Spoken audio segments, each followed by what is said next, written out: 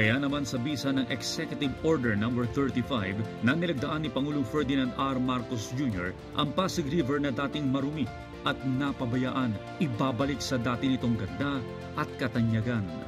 Sa ilalim nito, inilunsad ang Pasig Bigyang Buhay Muli Project. Layunin nito ang rehabilitasyon at revitalization ng Pasig River bilang lugar ng transportasyon, turismo at kabuhayan.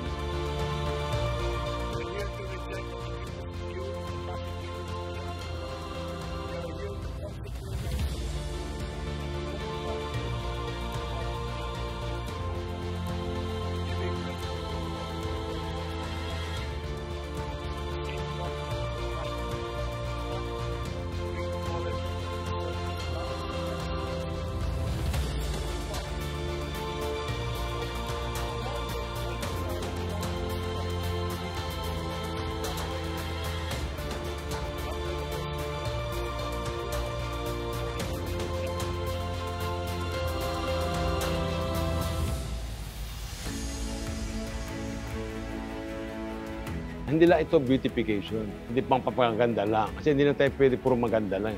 Siyempre dapat functional, nagagamit at nakakatulong sa pangangailangan ng mga kababayan natin pang araw-araw.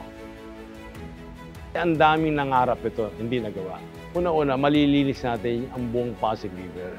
Mabibigyan natin ng magandang kapaligiran ang buong Metro Manila. Ngayon ay dinarayo na ito ng mga tao at maging ng mga banyaga. Isang patunay na unti-unti nang nagiging realidad ang pangarap na muling buhayin ang napabayaang Pasig River sa malaking parte ng Kalakhang, Maynila.